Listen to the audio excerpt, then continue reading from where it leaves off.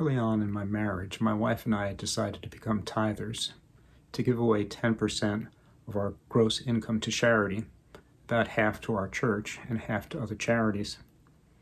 I was serving on my church's stewardship committee at the time and reading a lot about stewardship, something I hadn't thought a lot about before. We talked about what I was learning, and our conclusion was that we were called to tithe. It was actually a long time ago. I don't remember all the things that went into our decision. It took us a while to work up to tithing.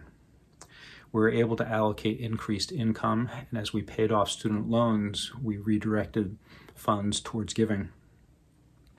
We also considered our commitment to giving when we made big financial decisions like buying a house or buying cars or planning vacations.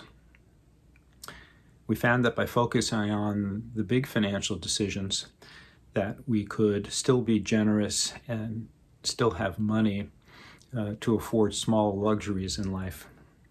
We realized that we were able to give out of abundance, and not all people are as fortunate as we are. All the more reason to give.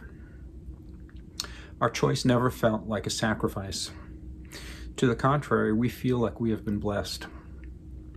We do not mean that God has directly intervened in our lives to reward us. We don't think that God works that way. Somehow our choice to be generous has changed how we engage the world, and somehow that has been reflected back at us in ways that make us feel blessed. It is outside of cause and effect.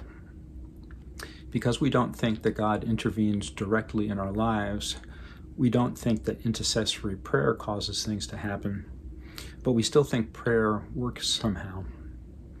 We know that our lives have been changed for the better, blessed by our decision to tithe.